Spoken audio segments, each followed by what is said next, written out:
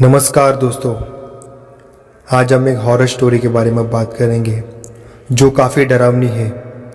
आप सुनेंगे तो कहेंगे ये काफ़ी ही डरावनी थी। तो चलो आपका टाइम वेस्ट ना करते हुए कहानी को सुनते हैं। मेरा नाम है कैलाश। मैं वैसे तो एक सिविल इंजीनियर हूँ, लेकिन मुझे घूमने का बहुत ही शौक़ है। जब भी मौका मिलता मैं अपने दोस्तों के साथ गाड़ी लेके निकल जाता, कभी मेरी तो कभी उनकी गाड़ियों में, या फिर किराए की तभी करते जब कहीं दूर जाना हो। तो ऐसे ही हम सब दोस्त प्लान कर रहे थे कि कहाँ जाए, और सबने एक जगह पे अपनी हाँ भरी। वो जगह थी शहर से दूर घाटियों में बसे बेलापुर की। नाम सुन के हम सब हंस पड़े। ये किसी हिंदी मूवी के गांव के नाम जैसा लग रहा था। मैंने कहा, ऐसा सच में कोई गांव है या सब ऐसे ही बोल रहे हैं? तुम शशांक ने सीधा मुझे वहाँ के फ़ोटो दिखाए। हम सब देखते ही रह गए।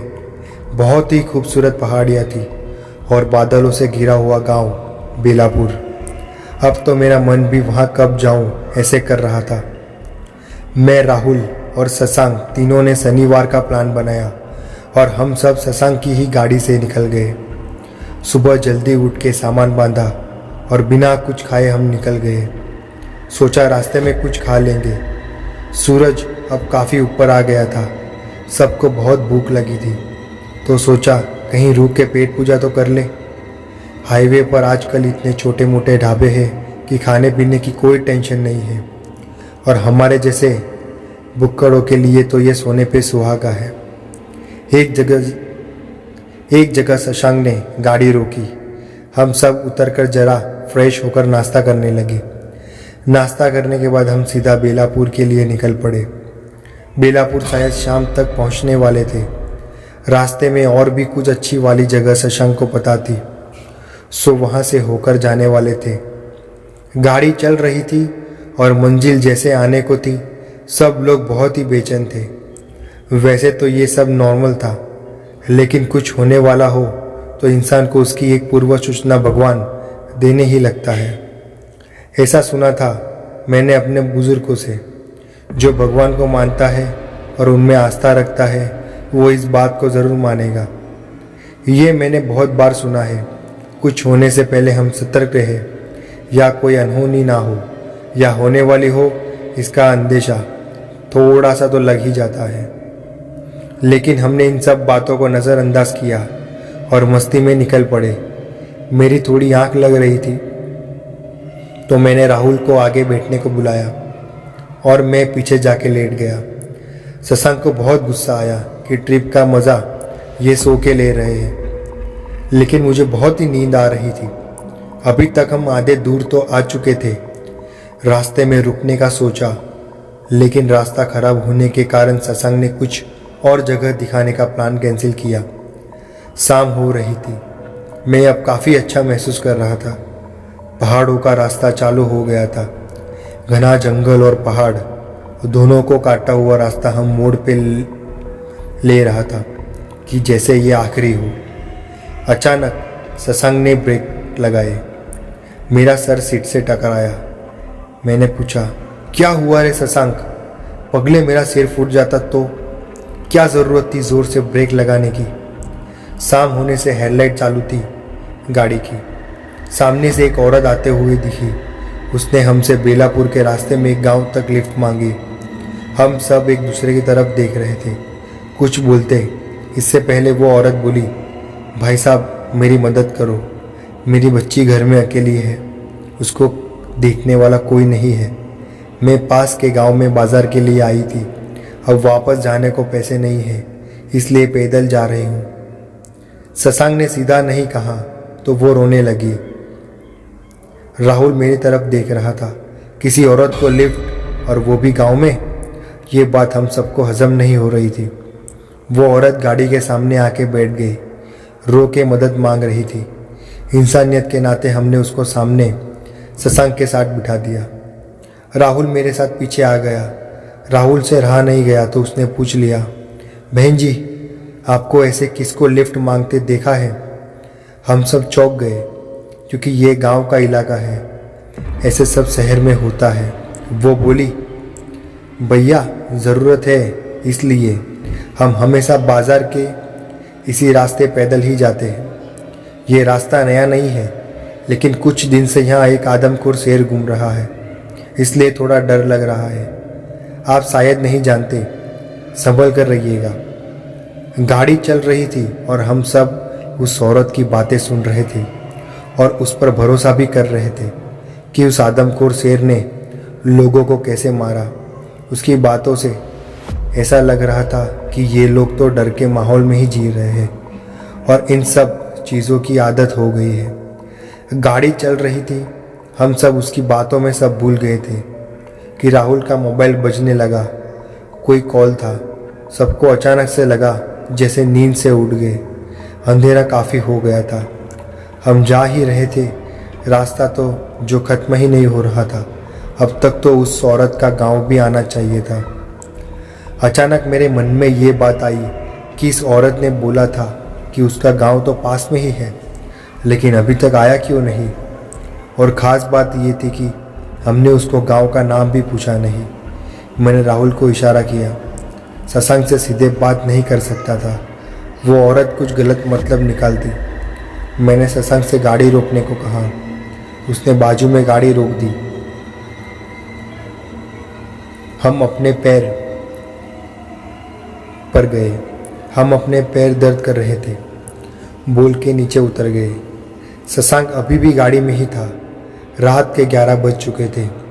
किसी ने ध्यान नहीं दिया था। बाहर घना जंगल लग रहा था और बाजू में खेत भी थे। शायद दूर से कोई आते हुए दिखा। तभी झाड़ी में से भेड़िए की चिल्लाने की आवाज़ आई। हमको पसीने छूट गए। सामने से कोई साइकिल वाला आ रहा था। उसने हमको देख के अपनी टॉर्च हमारी तरफ की और बोला, अरे कौन है ये, क्या कर रहे हो? बाबा, हम शायद रास्ता भटक गए हैं, काफ़ी देर से घूम रहे हैं, लेकिन बेलापुर तो नहीं आया और ना ही वो उस औरत का गांव। राहुल ने देखा, वो आदमी काफ़ी बूढ़ा था, इसलिए उसने उनको बाबा कहा। बुढ़ा बोला, कौन औरत बेटा? इतने में शशांक आया और बोला, वो औरत जो हमारी गाड़ी में बैठी है। वो बूढ़ा आदमी गाड़ी के पास जाके देखने लगा। हम भी पास में गए। अब सबकी नींद उड़ गई थी। अरे भाई, वहाँ तो कोई औरत नहीं थी। अब शशांक को संभालना पड़ा। उसको मानो झटका लगा। वहाँ कोई औरत नहीं थी। हम कुछ समझ नहीं पाए। तभी वो आदमी ने पूछा, तुम सबको वो औरत कहाँ मिली थी? राहुल ने कहा, अभी कुछ 2 घंटे पहले रास्ते पे मिली, तो मदद चाहिए बोल रही थी और रो भी रही थी, तो उसने हमको उस गाड़ी में बिठा लिया। लेकिन हम बस घूम रहे थे। उसका गांव भी पास में था बोल रही थी, लेकिन उसका गांव तो आया ही नहीं और न हमारा, और गाड़ी रुकते ही खुद गायब हो गई। शायद उतर के चली गई होगी।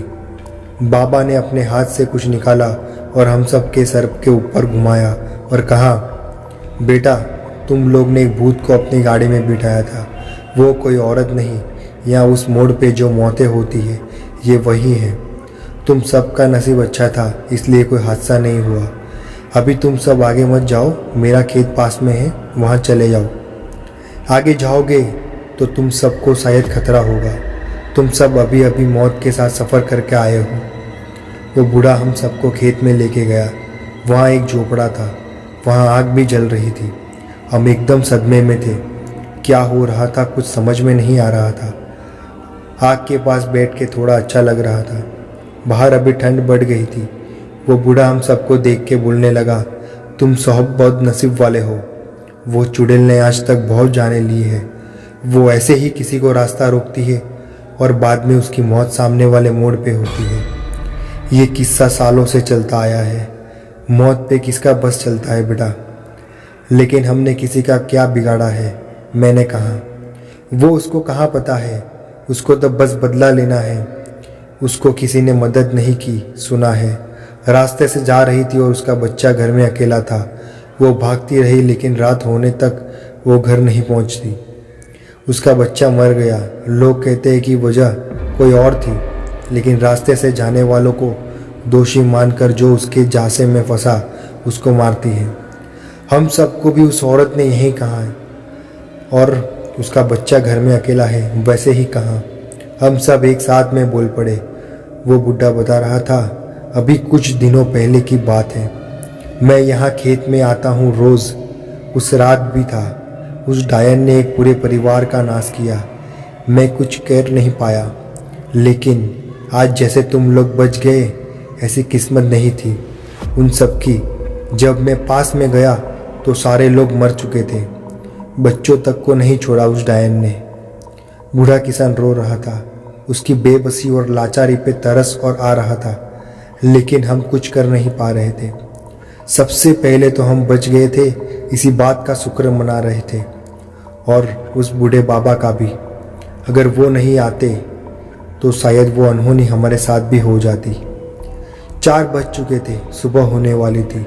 थोड़ी देर में पहाड़ों से नारंगी सी लकीर आसमान पे दिखने लगी। हमारी ज़िंदगी में एक नया सवेरा लेके आई थी। ये सुबह हमने बाबा के पैर छुए और एक याद दिल में लेके वहाँ से सीधा घर की ओर वापस मुड़े। बेलापुर सामने था, लेकिन किसी का वहाँ जाने का मन नहीं था।